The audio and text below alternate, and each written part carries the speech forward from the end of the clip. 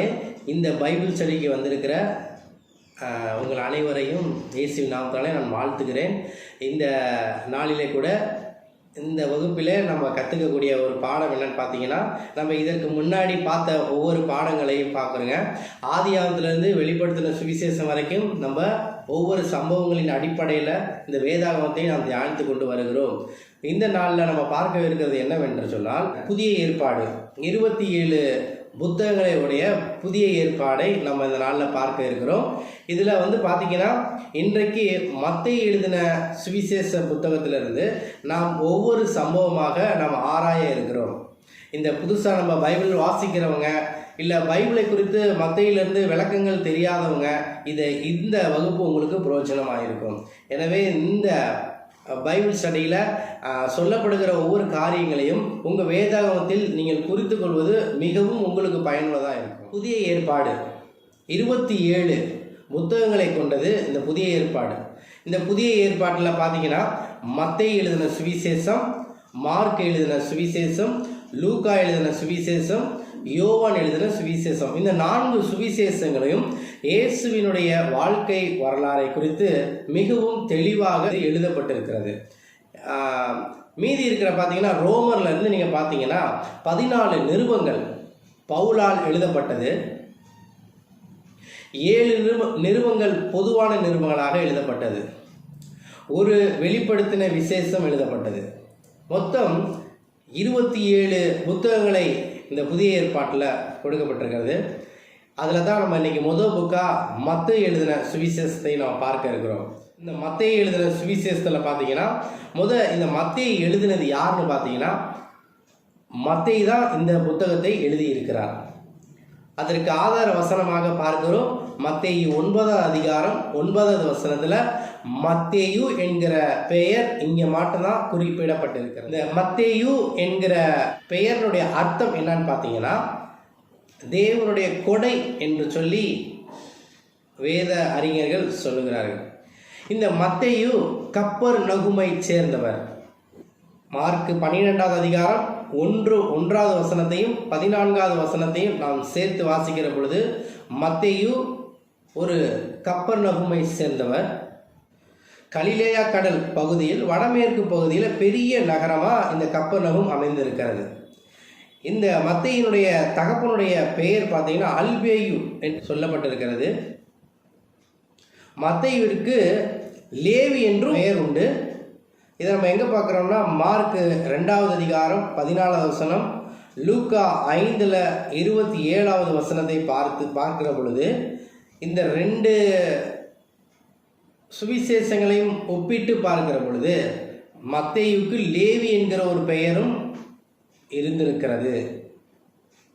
இவர் ரோம அரசில் ஆயத்துறையில் வரி வசூலிப்பவராக பணியாற்றி வந்தார். மத்தேயு 9:9 பார்க்கிற பொழுது மத்தேயு ஒரு ஆயக்காரராக வேலை செய்கிறார். இந்த ஆயக்காரனை மத்தேயுவை யூதர்கள் பாவி என்ற ஒரு சிந்தை கொண்டிருந்தார்கள். ஏன்னா ஒரு ஆயக்காரர், பாவிகள், இவங்க எல்லாத்தையுமே ஒருமனமாய் பார்க்கிறவங்க அந்த யூதர்கள். இந்த பாவியத்தான் இயேசு கண்டு அழைக்கிறார். தமது ஊழியத்திற்கென்று, தம்முடைய சித்தத்திற்கென்று இயேசு கிறிஸ்து மத்தேயு அழைக்கிறதை குறித்து இந்த இடத்துல நாம் வாசிக்கிறோம். மத்தேயு 9:9 பார்க்கிறோம். இயேசு கிறிஸ்து மத்தேயு அழைக்கிறார். அழைத்த பொழுது இந்த மத்தேயு என்ன செய்தார்னா, எல்லாவற்றையும் விட்டு இயேசுவுக்கு பின் சென்றார் என்று சொல்லி லூக்கா எழுதின சுவிசேஷ புத்தகம் 5வது அதிகாரம் 27-28 வசனத்தின்படியாக இவர் எல்லாவற்றையும் விட்டு இயேசுவுக்கு பின்னாடி வந்திருக்கிறார். எனவே இந்த மத்தேயு பாவி என்ற சூழ்நிலையால் கருதப்பட்ட அவர் எல்லாவற்றையும் இயேசு அழைத்த பொழுது விட்டு வந்து, இயேசு வாழ்ந்த நாட்களில் மத்தேயு இயேசு கிறிஸ்துடைய கூட இருந்து அவர் பாடுகள் பட்ட பொழுது, அவர் மரித்த பொழுது எல்லாம் அவர் அறிந்து, அவர் உயிர்த்து வந்த பொழுதும் மத்தேயு இருந்தார். அப்போஸ்தலர் படிக்கிற பொழுது, அப்போஸ்தலர் 1வது அதிகாரத்தில் இருந்து 7வது அதிகாரம் வரைக்கும் நம்ம படிக்கிற பொழுது மத்தேயு இருந்திருக்கிறாரு. பின்பு யூதேயா தேசத்தில் போய் அவர் என்ன செஞ்சிருக்காருன்னா ஊழியம் செய்தார் என்று சொல்லி பிற வேத அறிஞர்கள் சொல்லுகிறார்கள். எனவே நாம் இந்த நாளில் பார்க்க இருப்பது மத்தேயு எழுதின சுவிசேஷத்தை நாம் பார்க்க இருக்கிறோம். மத்தேயு எழுதின சுவிசேஷம் பார்த்தீங்கன்னா இயேசு கிறிஸ்துனுடைய வாழ்க்கை வரலாறை குறித்து அழகாக எழுதப்பட்டிருக்கிறது. இப்போ பார்த்தீங்கன்னா இந்த மத்தேயு எழுதின சுவிசேஷ புத்தகத்தில் இயேசுவை எப்படி அவர் சித்தரித்து எழுதியிருக்கிறார்னா, இயேசுவை மெசியாவாகவும் ராஜாவாகவும் அவர் சித்தரித்து எழுதுகிறார். அதனால பார்த்தீங்கன்னா மத்தேயு யூதர்களுக்கு எழுதப்பட்டது. அது எப்படி எழுதுகிறார்னா, யூதர்கள் இயேசு கிறிஸ்துவை புரிந்து கொள்ளும் வண்ணமாக தாவீதின் குமாரன் என்றும் இது மெசியா வருவார் என்று சொல்லி யூதர்கள் எதிர்பார்த்து கொண்டு இருக்கிறாங்க. அந்த நாட்களில் தான் இவர் யூதர்களுக்கு எழுதுகிறார், மெசியா இவர் என்று சொல்லி, அவர் ராஜாவாக வருவார். அதனால தான் பார்த்தீங்கன்னா ஆபிரகாமின் குமாரனும் தாவீதின் குமாரனும் என்று சொல்லி மத்தேயு 1ஆம் அதிகாரம் 1ஆவது வசனத்தில் நம்ம தெளிவாக நம்ம பார்க்கிறோம். எனவே அப்பொழுதுதான் அந்த பேரை வச்சு தான் அந்த யூதர்கள் அறிந்து கொள்வார்கள் என்று சொல்லி இந்த இடத்துல எழுதப்பட்டிருக்கிறது. அதான் இவர் யூதருக்கு ராஜாவாக பிறந்திருக்கிறோம் எங்கே என்று சொல்லி சாஸ்திரிகள் தேடி வருவதை குறித்து மத்தேயு 2ஆம் அதிகாரத்தில் வாசிக்கிறோம். அதே போல இயேசு கிறிஸ்து சிலுவையில் அடித்த பொழுது இவர் யூதருக்கு ராஜா என்று சொல்லி எழுதப்பட்டிருக்கிறதை பார்க்கிறோம். ஆனால் அந்த மத்தேயு சுவிசேஷம் யூதர்களுக்காக எழுதப்பட்டிருக்கிறது. இந்த மத்தேயு பார்த்தீங்கன்னா 28 அதிகாரங்களே உடையது. இந்த 28 அதிகாரங்களிலும் பார்த்தீங்கன்னா 2ஆக பிரிக்கலாம். எப்படி 2ஆக பிரிக்கிறீங்கன்னா, 4வது அதிகாரம் 12வது வசனத்திலிருந்து 18வது அதிகாரம் 35வது வசனம் வரைக்கும் இயேசுவின் கலிலேயாவிலும் அதனை சுற்றியுள்ள பகுதிகளிலும் ஊழியம் செய்ததாக கூறப்படுகிறது. மற்றொன்று பகுதி மத்தேயு 19வது அதிகாரம் 1வது வசனத்திலிருந்து 26வது அதிகாரம் 46வது வசனம் வரைக்கும் இயேசு எருசலேம் மற்றும் யூதேயாவில் ஊழியங்களை குறித்து எழுதப்பட்டிருக்கிறது. இப்படி 2ஆக பிரிக்கலாம். இந்த மத்தேயு சுவிசேஷத்தை நாம் எப்படி அறிந்து கொள்ள வேண்டும் என்று சொன்னால், எல்லாரும் இந்த பேஜ் உங்களுக்கு தெரியுதுன்னு நினைக்கிறேன். இந்த பகுதியை பாருங்கள். மத்தேயு எழுதின சுவிசேஷம் 1வது அதிகாரத்திலிருந்து 10வது அதிகாரம் வரைக்கும் ஒவ்வொரு அதிகாரத்திலையும் என்னென்ன சம்பவங்கள் இருக்கிறது, அதை எப்படி நம்ம தியானிப்பது என்று சொல்லி இதில் நம்ம கற்றுக்கொள்ள போகிறோம். இதில் பார்த்தீங்கன்னா நீங்கள் இந்த ஒவ்வொரு காரியத்தையும் இந்த சம்பவங்களையும் உங்கள் வேதாகமத்தில் குறித்து கொள்வது ரொம்பவும் நல்லது. அவசியமாக இதை செய்ய மறந்துடாதீங்க. உங்களுடைய வேதத்தில் உங்கள் மொதல் பேஜ் மத்தேயு எடுத்துக்கொள்ளுங்க. அந்த பகுதியில் பாருங்கள், மத்தேயு எழுதின சுவிசேஷத்தில் முதல்ல 1வது அதிகாரத்தில் 1வது வசனம் இருந்து 17வது வசனம் வரைக்கும் பார்த்தீங்கன்னா ஒரு பெயர் அட்டவணை கொடுக்கப்பட்டிருக்கிறது. இந்த பெயர் அட்டவணையை பார்த்தீங்கன்னா ஆபிரகாம் தொடங்கி இயேசுவில் முடியும். இந்த பெயர் அட்டவணை இன்னும் புதிய ஏற்பாட்டில் எங்கே எழுதப்பட்டிருக்குதுன்னா, இந்த 4 சுவிசேஷத்தில் லூக்கா எழுதின சுவிசேஷ புத்தகத்தில் 3வது அதிகாரம் 23வது வசனத்தில் இருந்து 38வது வசனம் வரைக்கும் நீங்கள் படித்து பார்த்தீங்கன்னா அங்கே ஒரு பெயர் அட்டவணை கொடுக்கப்பட்டிருக்கிறது. இந்த பெயர் அட்டவணை நம்ம படிக்கிறப்பயே நம்மளுக்கு ஒன்றுமே புரியாது. நம்ம ஸ்கிப் பண்ணிவிட்டு நம்ம போயிடுவோம். இல்லைன்னா வேதாகமத்தில் வாசிக்கிறதுக்கே நம்மளுக்கு தோணாது. இந்த பெயர் அட்டவணை ஏன் எழுதப்பட்டிருக்கிறது? நம்ம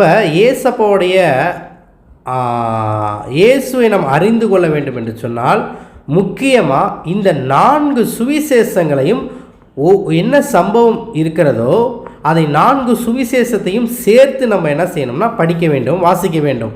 இதை வாசிக்கிற பொழுது அவரை நம்ம இன்னும் அதிகமாக ருசி பார்க்க முடியும். இப்போ பார்த்தீங்கன்னா அந்த பெயர் அட்டவணை மத்தேயுல பார்த்தீங்கன்னா இந்த பெயர் அட்டவணை எழுதப்பட்டிருக்கிறத நம்ம வாசிக்கிறோம். மத்தேயுல வாசிக்கிற பொழுது ஆபிரகாம் தொடங்கி இயேசுவில் முடியுது. இதே நம்ம லூக்கா எழுதின சுவிசேஷ புத்தகத்தில் வாசிக்கிற பொழுது அது இயேசுவில் தொடங்கி தேவனிடத்தில் முடிகிறது. இயேசுவிடம் தொடங்கி தேவனிடம் முடிகிறது. முதல் காரியம் நாம் கற்றுக்கொள்கிற இந்த அட்டவணையில் இந்த ஒரு காரியம், மத்தேயுவில் ஆபிரகாம் முதல் இயேசு வரை, லூக்கா இயேசுவிலிருந்து தேவன் வரை, இப்படி தொகுத்து எழுதப்பட்டிருக்கிறது. ரெண்டாவது, இந்த அட்டவணையில் நம்ம கற்றுக்கொள்ள வேண்டியது என்ன பாடம்னு பார்த்தீங்கன்னா,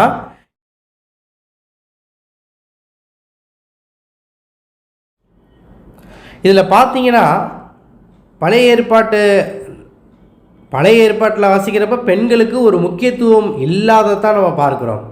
ஏன்னா யாக்கோபுக்கு மொத்தம் 12 பிள்ளைங்க, இதில் 13 தீனாள் என்கிற ஒரு பெண் பிள்ளையும் இருக்கிறாங்க. ஆனால் அவங்க அட்டவணையில் சேர்க்கப்படலை. ஏன்னா யூதர்கள் பார்த்திங்கன்னா பெண்களை ஒரு பொருட்டாக அவர்கள் எண்ண மாட்டார்கள். ஏன்னா இயேசு கிறிஸ்து வந்ததுக்கப்புறம் பார்த்திங்கன்னா பெண்களை முக்கியப்படுத்தி எழுதினார்.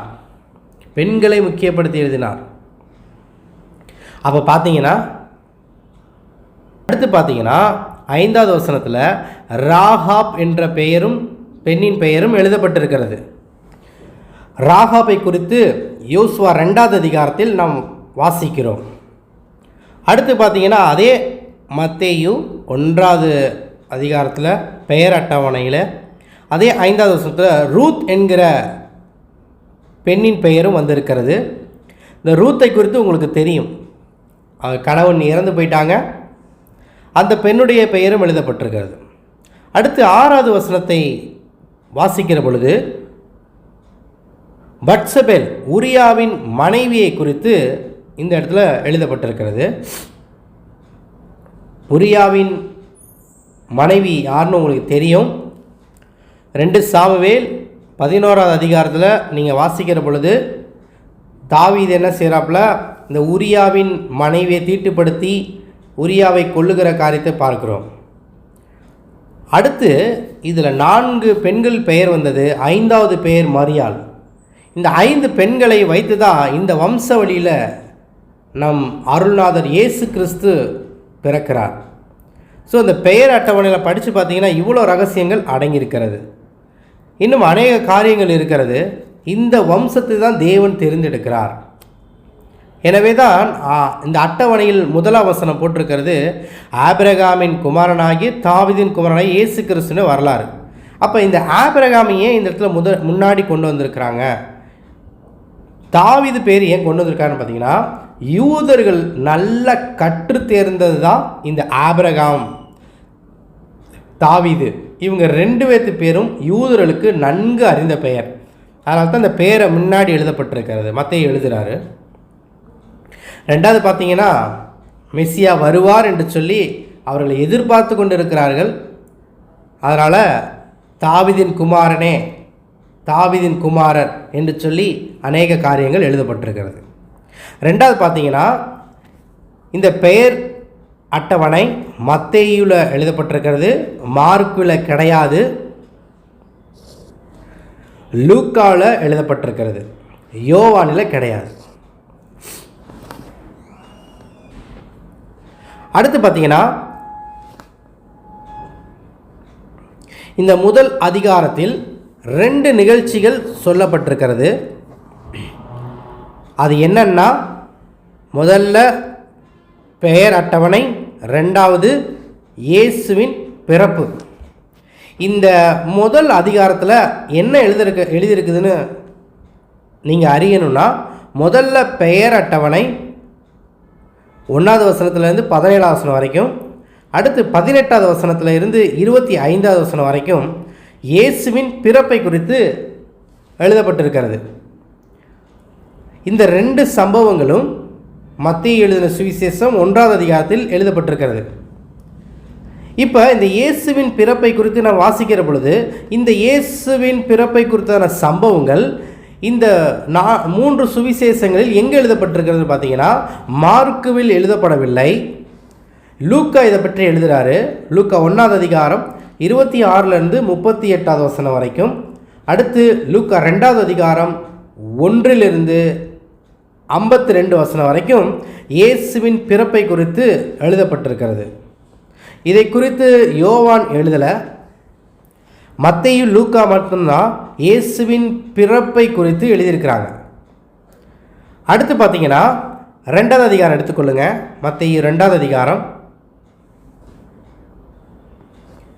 இப்போ மத்தேயு 2வது அதிகாரத்தை பார்க்கிற பொழுது இதில் 3 நிகழ்ச்சிகள் எழுதப்பட்டிருக்கிறது. அது என்னன்னு பார்த்தீங்கன்னா, முதல்ல 2வது அதிகாரம் 1வது வசனத்திலிருந்து 12வது வசனம் வரைக்கும் பார்க்கிற பொழுது ஞானிகளின் வருகை குறித்து மத்தேயு எழுதுகிறார். இதை குறித்து மார்க்கும் எழுதலை, லூக்காவும் இல்லை, யோவானிலும் எழுதப்படவில்லை. அடுத்து எகிப்துக்கு செல்லுதல் 2வது நிகழ்ச்சி. எகிப்துக்கு குழந்தை தூக்கிட்டு போகிறாங்க. இப்போ பார்த்தீங்கன்னா இந்த சம்பவம் மத்தேயு 2வது அதிகாரம் 13லிருந்து 18 வரைக்கும் சொல்லப்பட்டிருக்கிறது.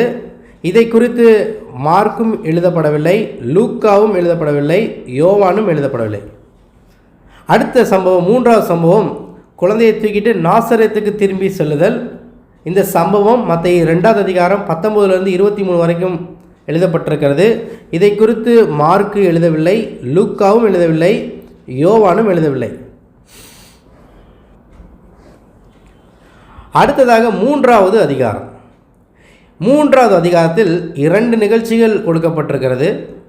மத்தேயு 3வது அதிகாரத்தில் அது என்னன்னு பார்த்தீங்கன்னா, இப்போ 3வது அதிகாரம் 1லிருந்து 12வது வசனம் வரைக்கும் யோவான் ஸ்நானனை குறித்து எழுதப்பட்டிருக்கிறது. அதே சம்பவம் மார்க் 1வது அதிகாரம் 2வது வசனத்திலிருந்து 8வது வசனம் வரைக்கும் சொல்லப்பட்டிருக்கிறது. அதே சம்பவம் லூக்கா எழுதின சுவிசேஷ புத்தகத்தில் 3வது அதிகாரம் 2லிருந்து 20 வரைக்கும் எழுதப்பட்டிருக்கிறது. அதே சம்பவம் யோவான் எழுதின சுவிசேஷ புத்தகம் 1வது அதிகாரம் 19வது வசனத்திலிருந்து 37வது வசனம் வரைக்கும். இப்படி 4 சுவிசேஷங்களிலும் யோவான் ஸ்நானனை குறித்து எழுதப்பட்டிருக்கிறது. இப்போ நீங்கள் வாசிக்கிற பொழுது மத்தேயு மாத்திரம் வாசித்துட்டு போயிடக்கூடாது.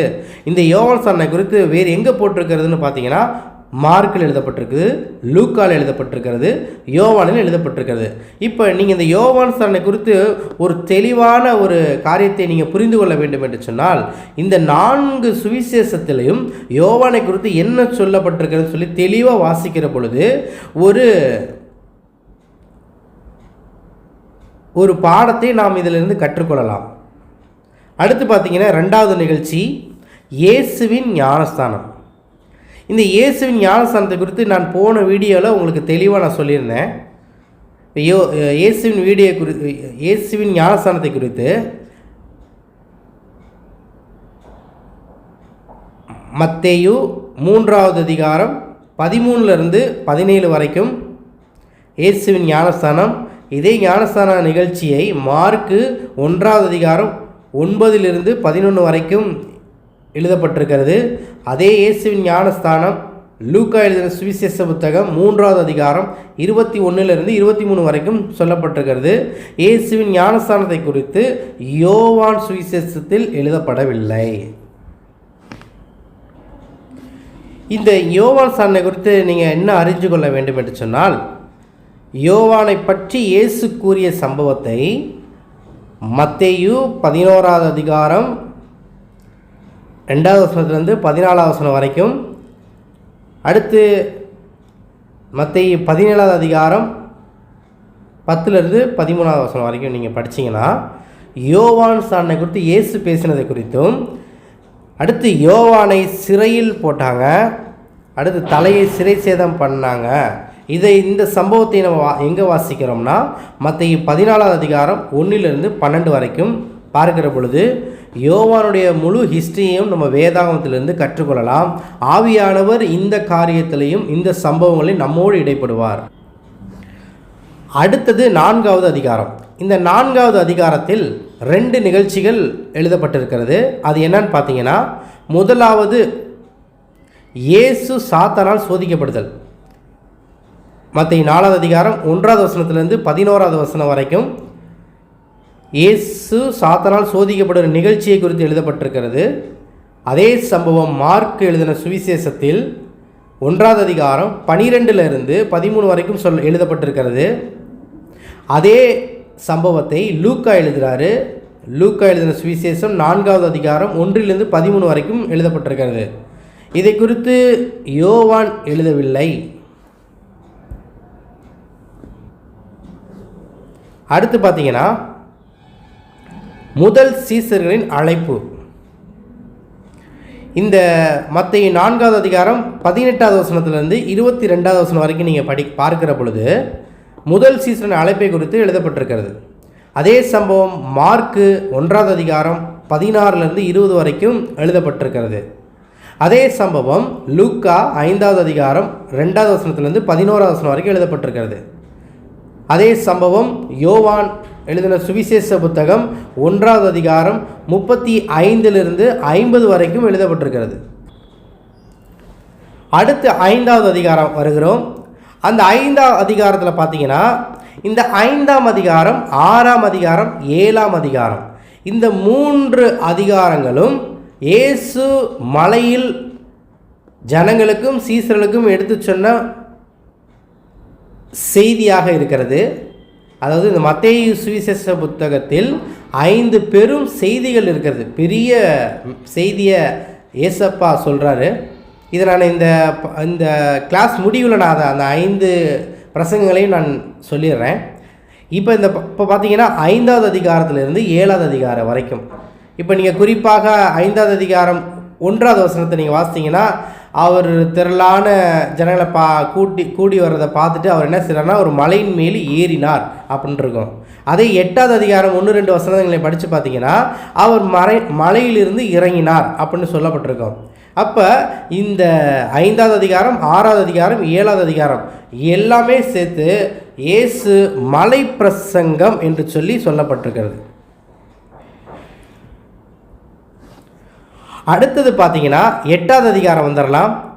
இந்த 8வது அதிகாரத்தில் மொத்தம் 6 நிகழ்ச்சிகள் எழுதப்பட்டிருக்கிறது. இந்த நிகழ்ச்சி என்னன்னு பார்த்தீங்கன்னா முதல்ல பார்த்தீங்கன்னா 8வது அதிகாரம் 2வது வசனத்திலேருந்து 4வது வசனம் வரைக்கும் பார்த்தீங்கன்னா குஷ்டரோகியை குறித்து எழுதப்பட்டிருக்கிறது. இந்த குஷ்டரோகியை குறித்து மார்க் எழுதுகிறாரு. மார்க் 1வது அதிகாரம் 40லேருந்து 45 வரைக்கும். இந்த குஷ்டரோகியை குறித்து லூக்காவும் எழுதுகிறாரு 5வது அதிகாரம் 12லேருந்து 14 வரைக்கும். ஆனால் யோவான் எழுதின சுவிசேஷ புத்தகத்தில் எழுதப்படவில்லை. அடுத்து 2வது சம்பவமாக 100க்கு அதிபதியை குறித்து நம்ம பார்க்கிறோம்.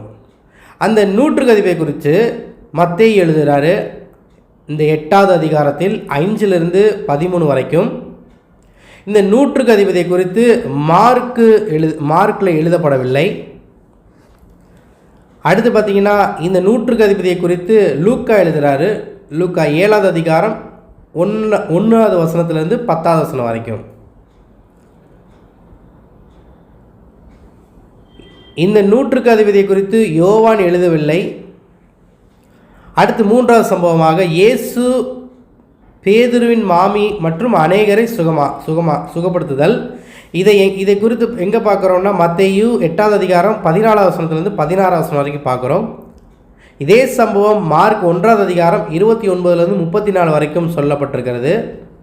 இதே சம்பவம் லூக்கா 4வது அதிகாரம் 38லேருந்து 41 வரைக்கும் எழுதப்பட்டிருக்கிறது. யோவான் எழுதவில்லை.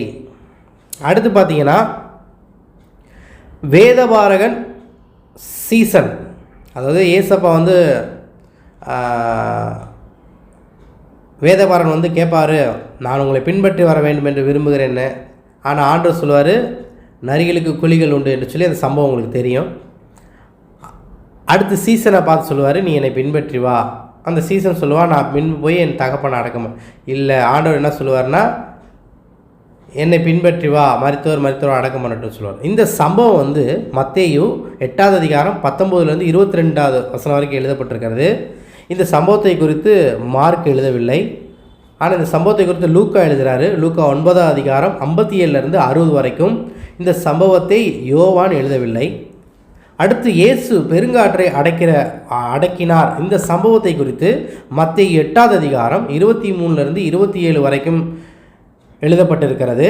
அதே சம்பவம் மார்க் 4வது அதிகாரம் 35லேருந்து 41 வரைக்கும் எழுதப்பட்டிருக்கிறது. அதே சம்பவம் லூக்கா 8வது அதிகாரம் 22லேருந்து 25 வரைக்கும் எழுதப்பட்டிருக்கிறது. இந்த சம்பவம் யோவானில் எழுதப்படவில்லை. அடுத்து பார்த்தீங்கன்னா அசுத்த ஆவி பிடித்த 2 பேர். இந்த சம்பவத்தை குறித்து மத்தேயு 8வது அதிகாரம் 28லிருந்து 34 வரைக்கும், இதே சம்பவம் மார்க் 5வது அதிகாரம் 1லிருந்து 20 வரைக்கும், இதே சம்பவம் லூக்கா 8வது அதிகாரம் 26லிருந்து 39 வரைக்கும் யோவான் எழுதின சுவிசேஷத்தில் எழுதப்படவில்லை. அடுத்தது மத்தேயு 9வது அதிகாரத்தை எடுத்துக்கொள்ளுங்க. இதில் மொத்தம் 8 நிகழ்ச்சிகள் உள்ளன. இப்போ பார்த்தீங்கன்னா 9வது அதிகாரம் 2வது வசனத்திலிருந்து 8வது வசனம் வரைக்கும் திமிர்வாதக்காரனை குறித்து இந்த சம்பவத்தை மத்தேயு எழுதுகிறாரு. இதே சம்பவத்தை மார்க் எழுதுகிறாரு. மார்க் 2வது அதிகாரம் 1லிருந்து 12 வரைக்கும் எழுதப்பட்டிருக்கிறது. இதே சம்பவம் லூக்கா 5வது அதிகாரம் 18லிருந்து 26 வரைக்கும் எழுதப்பட்டிருக்கிறது. இந்த திமிர்வாதக்காரனை குறித்து யோவான் எழுதின சுவிசேஷத்தில் எழுதப்படவில்லை. அடுத்து மத்தேயுவை அழைத்தல். இதை குறித்து பார்த்தீங்கன்னா மத்தேயு 9வது அதிகாரம் 9லிருந்து 13 வரைக்கும் எழுதப்பட்டிருக்கிறது. இதே சம்பவம் மார்க் எழுதுகிறாரு. மார்க் 2வது அதிகாரம் 14லிருந்து 17 வரைக்கும். இதே சம்பவம் லூக்கா 5வது அதிகாரம் 27லிருந்து 32 வரைக்கும் எழுதுகிறாரு. ஆனால் யோவானில் எழுதப்படவில்லை. அடுத்து உபவாசத்தை குறித்த கேள்வி. இந்த சம்பவத்தை குறித்து மத்தேயு 9வது அதிகாரம் 14லிருந்து 17 வரைக்கும் எழுதியிருக்கிறாரு. அடுத்து மார்க் 2வது அதிகாரம் 18லிருந்து 22 வரைக்கும் எழுதப்பட்டிருக்கிறது. அடுத்து லூக்கா 5வது அதிகாரம் 33லிருந்து 39 வரைக்கும் எழுதப்பட்டிருக்கிறது. யோவானில் எழுதப்படவில்லை. அடுத்து பார்த்தீங்கன்னா மரித்த பெண்ணை குறித்து எழுதப்பட்டிருக்கிறது.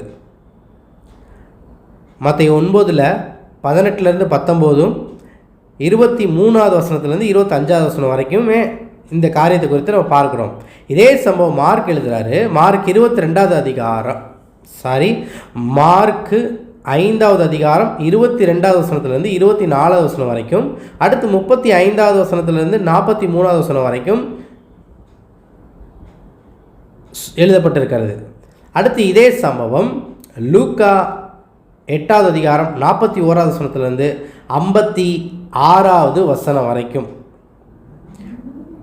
இந்த மரித்த பெண் குறித்து நம்ம பார்க்குறோம். இந்த மரித்த பெண் அப்படின்னு பார்த்தீங்கன்னா மத்தேயுல படித்தீங்கன்னா நம்மளுக்கு தெரியாது. இதே சம்பவத்தை மார்க்கு லூக்காவில் படிக்கிறப்ப இந்த மரித்த பெண் வேறு யாரும் இல்லை, எவ்வீருடைய மகள் என்று சொல்லி நம்ம அறிந்து கொள்ளலாம். இதை குறித்து யோவானில் எழுதப்படவில்லை. அடுத்து நீங்கள் பார்த்தீங்கன்னா 12 வருட பெரும்பாடுள்ள ஸ்திரீயை குறித்து எழுதப்பட்டிருக்கிறது. இந்த ஸ்திரீயை குறித்து மத்தேயு 9வது அதிகாரம் 20லிருந்து 22 வரைக்கும் எழுதப்பட்டிருக்கிறது. இதே சமம் மார்க் எழுதுகிறாரு. மார்க் 5வது அதிகாரம் 25லிருந்து 34 வரைக்கும். இதே சம்பவம் லூக்கா 8வது அதிகாரம் 43லிருந்து 48 வரைக்கும் எழுதுகிறாரு. ஆனால் யோவான் சுவிசேஷத்தில் எழுதப்படவில்லை. அடுத்து 2 குருடர்களை குறித்து மத்தேயு எழுதுகிறாரு. மத்தேயு 9வது அதிகாரம் 27லிருந்து 31 வரைக்கும். இதை குறித்து மார்க்கும் எழுதலை, லூக்காவும் எழுதலை, யோவானும் எழுதலை. அடுத்து பிசாசு பிடித்த ஊமையான ஒரு மனுஷனை குறித்து மத்தேயு எழுதுகிறாரு. மத்தேயு 9வது அதிகாரம் 32லேருந்து 33 வரைக்கும். மார்க்கில் எழுதப்படவில்லை, லூக்கா, யோவான் இவைகள் எழுதப்படவில்லை. அடுத்து பார்த்தீங்கன்னா வேலையாட்கள் கொஞ்சம் என்று ஏசப்பா நம்ம எல்லாத்துட்டையும் சொல்லுவார், சீசர்களை பார்த்து சொல்லுவார். இது மத்தேயு 9வது அதிகாரம் 36லேருந்து 38 வரைக்கும் சொல்லப்பட்டிருக்கிறது. மற்ற சுவிசேஷங்களில் இந்த சம்பவங்களை குறித்து சொல்லப்படவில்லை. அடுத்து 10வது அதிகாரத்தை நாம் பார்க்கிற பொழுது இந்த 10வது அதிகாரம் முழுவதுமாக இயேசு பரலோக ராஜ்யத்தை குறித்து சீசர்களுக்கு கொடுத்த அறிவுரையை குறித்து இந்த இடத்துல சொல்லப்பட்டிருக்கிறது. இந்த 10வது அதிகாரம் முழுவதும் எல்லா வசனமும் சீசர்களுக்கு இயேசு ஒரு அறிவுரையாக சொன்ன இது ஒரு பிரசங்கம். இதில் முக்கியமான நிறையா காரியங்கள் இருக்குது. இதில் ஒரு காரியத்தை நான் உங்கள்கிட்ட ஷேர் பண்ணுறேன். சீசர்களுடைய நாமங்கள் இந்த இடத்துல சொல்லப்பட்டிருக்கிறது 10வது அதிகாரத்தில் 2வது வசனத்துலேருந்து 4வது வசனம் வரைக்கும். அதே சம்பவம் மார்க்கில் 3வது அதிகாரத்தில் 16லேருந்து 19 வரைக்கும். அதே சம்பவம் லூக்காவில் 6வது அதிகாரத்தில் 13லேருந்து 16 வரைக்கும் சொல்லப்பட்டிருக்கிறது. அடுத்ததாக நீங்கள் பார்க்கிற பொழுது இந்த மத்தேயு எழுதின சுவிசேஷத்தில் ஒரு 5 பெரிய பிரசங்கங்கள் நான் உங்களுக்கு ஏற்கனவே சொன்னேன். இப்போ அந்த 5 பெரிய பிரசங்கங்கள் என்ன அப்படின்னு பார்க்கிற பொழுது மத்தேயு அதிகாரத்தில் 5வது அதிகாரத்திலேருந்து 7வது அதிகாரம் வரைக்கும் மலை பிரசங்கம். அடுத்து பார்த்தீங்கன்னா இயேசு பரலோக ராஜ்யத்தை குறித்து சீசர்களுக்கு கொடுத்த அறிவுரை பற்றிய பிரசங்கம் மத்தேயு 10வது அதிகாரம். அடுத்து பரலோக ராஜ்யத்தின் ஊமைகளை பற்றி பிரசங்கம் மத்தேயு 13வது அதிகாரம். 4வது பிரசங்கம் உண்மையான சீசர்களின் குணாதிசயங்களை பற்றிய பிரசங்கம் மத்தேயு 18வது அதிகாரம். அடுத்து 5வது பெரிய பிரசங்கம் ஒலிவ மலையின் மேல் கடைசி காலம் பற்றிய பிரசங்கம் மத்தேயு 24வது அதிகாரமும் 25வது அதிகாரமும். எனவே இப்படி நம்ம பார்க்கிற பொழுது சம்பவங்கள் அடிப்படையில் நம்ம இந்த 4 சுவிசேஷத்தையும் ஒன்று சேர்த்து வாசிக்கிற பொழுது இயேசுவோடைய அன்பு நம்மளுக்கு தெரியுங்க. எனவே இந்த பைபிள் ஸ்டடியானது முதலாவது நீங்கள் எப்படி பைபிளை வாசிக்கணும் என்பதை இது உங்களுக்கு ஒரு பயனுள்ளதாக இருக்கும். இப்போ பார்த்தீங்கன்னா நம்ம ஏற்கனவே இதுக்கு முன்னாடி கிளாஸில் நம்ம பார்க்கிற பொழுது இயேசுவின் ஞானஸ்தானத்தை குறித்து நம்ம அறிந்து கொண்டோம், பல காரியங்கள் அதில் அறிந்து கொண்டோம். அதே போல் நீங்களும் இந்த சம்பவங்கள் அடிப்படையில் ஒவ்வொரு சம்பவங்களாக எழுதி வைத்து வேதத்தில் குறித்து கொண்டு நீங்கள் அதை வாசிக்கிற பொழுது, ஒன்றாக சேர்த்து வாசிக்கிற பொழுது நம்முடைய ஆவியானவர் நமக்கு பல காரியங்களை கற்றுத்தருவார். சத்தியத்தை அறிவீர்கள், சத்தியம் உங்களை விடுதலையாக்கும். எனவே நாம் இன்னும் சத்தியத்தை அறியாமல் இருக்கிறாங்க, நாம் இன்னும் அறிந்து கொள்ளும்படியாகத்தான் இந்த பைபிள் ஸ்டடியானது உங்களுக்கு சொல்லப்படுகிறது. எனவே இந்த பார்த்த இந்த 10 அதிகாரத்தில் இதில் 100க்கு அதிபதியை குறித்து நம்ம பார்க்கிறோம். 100க்கு அதிபதியை குறித்து நம்ம வாசிக்கிற பொழுது மத்தேயுல 100க்கு அதிபதியும் இயேசுவும் பேசினதாகத்தான் நம்ம பார்க்கிறோம். இதே நீங்கள் லூக்கா எழுதின சுவிசேஷ புத்தகத்தை 7வது அதிகாரம் 2லேருந்து 6 வரைக்கும் அதை சேர்த்து படிக்கிற பொழுது யூதர்களுடைய மூப்பரை தான் என்ன செய்வாங்க, இந்த 100க்கு அதிபதி முன்னாடி இயேசுவை குறித்து கேள்விப்பட்டு நீங்கள் போய் அவரை அழைத்து கொண்டு வாங்கன்னு அனுப்பிச்சி விடுறதை குறித்து சொல்லப்பட்டிருக்கோம். இப்போ இவங்க போய் இயேசு கிறிஸ்துவை அழைத்து கொண்டு வருகிற பொழுதுதான் 100க்கு அதிபதி போய் சரி வேலைக்காரன் மறித்து விட்டான் என்று சொல்லி அவரை பாதி வழியில் வர்றப்பதான் 100க்கு அதிபதி இயேசுவினிடத்தில் போய் சந்தித்து பேசுகிற சம்பவத்தை குறித்து மத்தேயுல எழுதப்பட்டிருக்கும், லூக்காவில் எழுதப்பட்டிருக்கும். ஆனால் அந்த லூக்காவில் இந்த சம்பவங்களை சேர்த்து எழுதப்பட்டிருக்கும். எனவே நீங்கள் வாசிக்கிற பொழுது மத்தேயு மாத்திரம் வாசித்து விட்டுறக்கூடாது, ஒவ்வொரு சம்பவங்களையும் 4 சுவிசேஷத்தில் வேறு எங்கு எழுதப்பட்டிருக்கிறது என்று சேர்த்து வாசிக்கணும். ஏன்னா வேதத்தில் அழகாக சொல்லப்பட்டிருக்கிறது, கர்த்தருடைய புஸ்தகத்தில் தேடி வாசியுங்கள், அதில் ஒன்றும் குறைபடாது, அது ஒன்றும் ஜோடி இல்லாதிராது, கர்த்தருடைய ஆவி அதை சேர்க்கும். எனவே ஒரு சம்பவத்திற்கான ஜோடி ஆவியானவர் இன்னொரு இடத்துல எழுதி வைத்திருப்பார். எனவே ஜோடி என்பது உங்களுக்கு தெரியும். இந்த சம்பவத்துக்குரிய இன்னொரு மறுபக்கம் ஒன்று உண்டு, அதையும் நாம் எடுத்து வாசிக்க வேண்டும். எனவே இந்த நாளில் பார்த்தது இந்த 10 அதிகாரம். அடுத்த கிளாஸில் நம்ம 11வது அதிகாரத்திலிருந்து நம்ம பார்க்கலாம். இந்த புதிய ஏற்பாடு முழுவதுமாக நம்ம தியானிக்க இருக்கிறோம். எனவே இதை நீங்கள் குறித்து கொண்டு ஒவ்வொரு நாளும் வேதத்தை வாசியுங்கள். கர்த்தர் உங்களை ஆசீர்வதிப்பார். உங்களை இயேசு கிறிஸ்துவின் நாமத்தினாலே உங்களை வாழ்த்துகிறேன். ஆமென். God bless you.